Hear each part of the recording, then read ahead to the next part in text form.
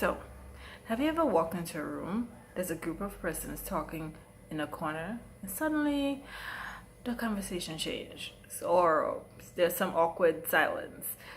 Uh, what do you do?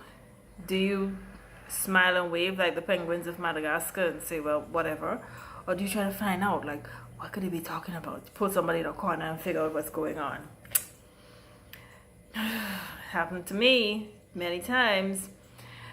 Today, we're talking about office politics. Welcome to another episode of 5 Years to 40, guys, the podcast where we are talking, thinking, and taking tremendous steps through our 30s towards a fascinating and fabulous 40-year-old life. I'm into props. I'm wearing my glasses today, hoping to be rather office-like, officious. Guys, so we like to keep our conversations focused around our health, our finances, our relationships, and our career. Today we're talking career. We're talking office politics. Why office politics? Well, the truth is office politics is unavoidable. Oh, anywhere you go, you're gonna find it. But by the end of today's talk, you realize that there's negative office politics, there is positive office politics, and there are ways that you can navigate around it. All right, so let's get straight into today's podcast. So what is office politics? Well, if we use the Merriam-Webster's definition, office politics is any activity, attitude, or behavior that's used by a group or individuals to get or keep power, or to have an advantage over a business or company or individual, right? Now, the most common form of office politics we know about: gossip, slander, rumor spreading. There's also using flattery. Some people flatter other people, or we know some other terms will be used for that, to get ahead. Taking credit for other people's work. Office politics, baby, political move. And just a general lack of integrity, where you deliberately sabotage people or undermine people, or try to cause delays in processes that's otherwise easy, or because there's someone that you do not like or a group of people you don't like, you just deliberately try to slow things down and make things difficult for them. All of this is office politics, political moves. Right? So how is it dangerous? Well, it's counterintuitive.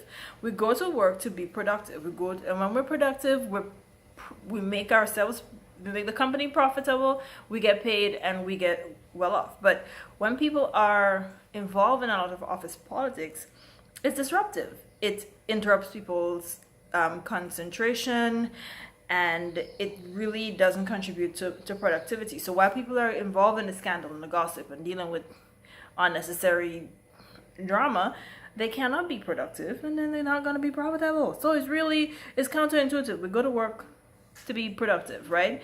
Then it demotivates your workforce, and it's just generally unhealthy, because look, people get stressed out, and stress is the number one thing that's leading to all kinds of chronic diseases out here, and it's in everything we do. So you need to be careful with stress, and office politics is truly a reason why people get stressed out. Actually, I was listening to a TED Talk the other day, and this guy was giving statistics, and I'm hesitant to quote it because I haven't really researched to see what he said, but he said the day that most people die of heart attacks is Monday at 5 a.m. People wake up at the thought of going to a job that they hate, and they die. But I'll look that up, and I'll put it on the Facebook page, on the Instagram page, to cite it properly. But anyhow, so like I said, office politics could actually be a useful thing. And that's because while people are gossiping and all that, they're actually forming bonds. So it can be used to form really strong bonds between coworkers. So it does have some advantages.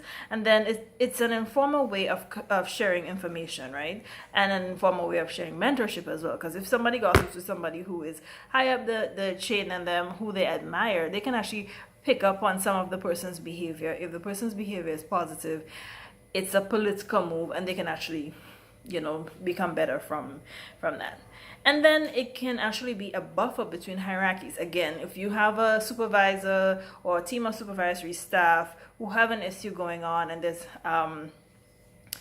there's line staff who have issues going on as well, because of politics or informal conversations, they can get a perspective of, well, the people are feeling, the line staff is feeling this way because of this, and then they can take that back to their peers, the higher upper middle management, and then they can kind of discuss around it, and it can really truly help to de-escalate issues. So if you are a supervisor or if you are a line staff, either ways, engaging with somebody outside of your group can actually help to buffer or bridge, right? So yeah, that's some of the ways it can be positive. Now, positive or negative, it exists. So we're going to just talk about 5 quick ways you can actually navigate, work through, and work around office politics, right? Number 1, use active listening. Listen to understand. Don't listen to just respond. Listen to understand. And when you get the story, when somebody bring you that tea, don't just respond to hearsay. Listen more than you speak. Defer your judgment, because usually as humans we sensationalize everything, especially when we want somebody to take our side or our perspective. So we're going to tell, she do this and not give the part that you did.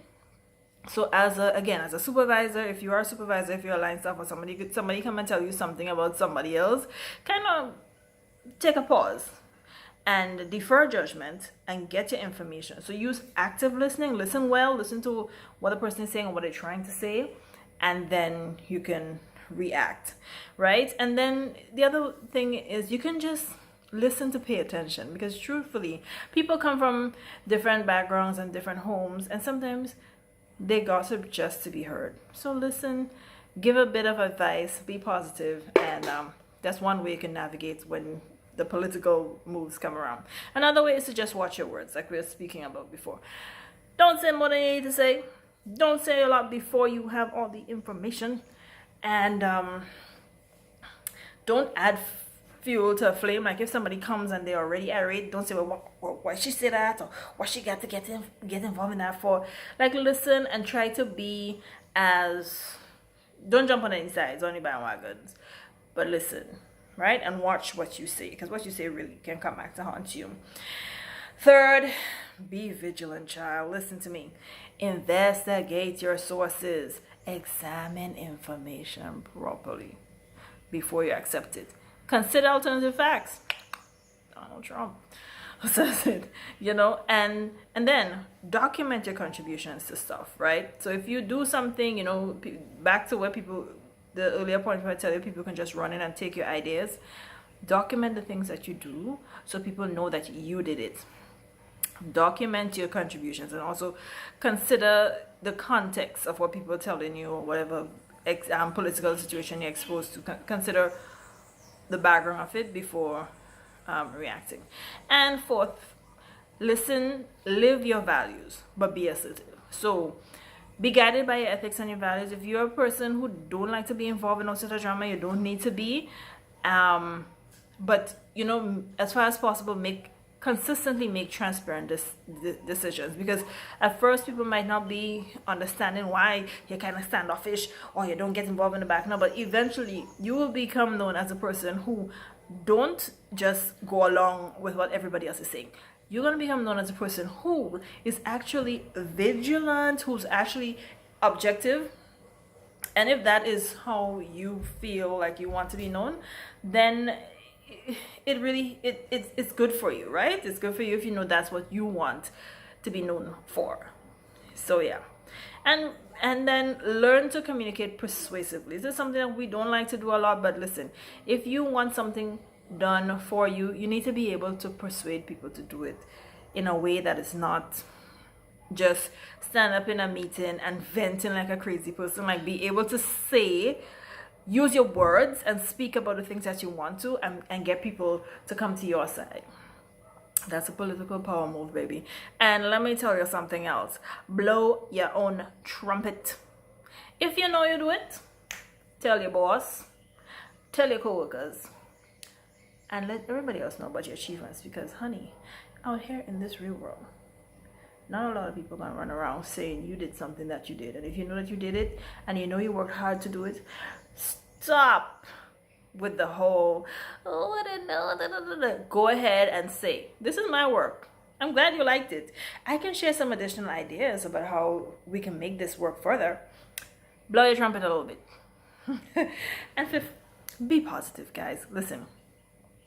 Positive visions of the future is a stronger motivation for change than negative things like gossip and scandal. So while everybody else just kind of, I'll repeat, positive visions of the future is a stronger motivation for change than negative things like gossip and scandal. And I would say 3 times, but this is already kind of a long post, a long podcast, and a long YouTube video. So anyhow, be sure to understand that positive change, it is the ultimate. Everybody wants positivity, and all the negative people running around being scandalous and going in some corner and shoo-shooing and talking about somebody is just them trying to get the negativity out of them, because the truth is negativity is always looking for a way to express itself and get out. No human being wants to be a negative, nasty person. So those negative, nasty people that running around saying a whole lot of things about people, just trying to get it off their chest. So if you're naturally a positive, sweet person, please continue being like that. People are gonna ridicule you for the first 3, 4, 5, 6 years, but you know, eventually they're gonna know that your vision for change and your vision for the future is much brighter than what people running around leading with fear and drudgery. So go ahead, be positive, wear yellow, smile every day.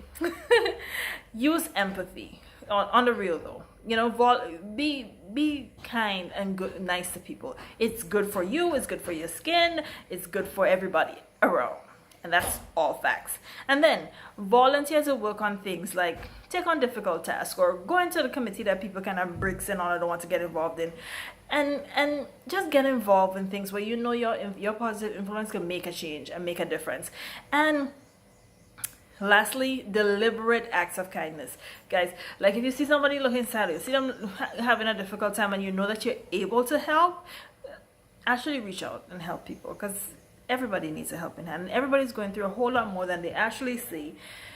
And you can be the person who can really impact their life in a way from one conversation that you would never know. It's happened to me with one conversation from someone. Transform the way I looked at things, transform the way I thought about where my life was going, and I doubt that person knew that they were having that much of an impact. So you never know whose life you can change. You never know what your story is going to help somebody else with. So if you can see a way that you can be deliberately kind, I'm counting on you to do it, okay? So guys, that's it. The truth is, office politics is completely unavoidable.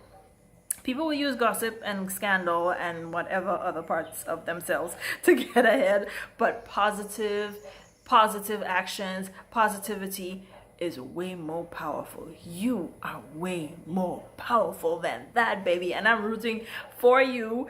And you can navigate your way through office politics using all these things: watching your words, listening actively, being vigilant, staying true to yourself, and being uber positive. Hey, remember, we're all on this beautiful journey through our 30s towards a fascinating, fabulous 40-year-old life. And if we're getting there, we're doing these things to make sure when we get there, we're going to have a fabulous life. And all the way through to there, we're going to have us a fabulous life. Thank you so much for joining. Thanks for listening. Thanks for your feedback. I feel so good about the feedback I've been getting, and it's really encouraging. Thank you so much for spending the time with me, and be sure to like and subscribe, and be sure to follow us on Facebook and Instagram.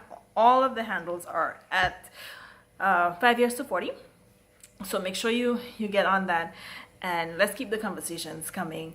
Have an amazing week. I love you guys. Bye.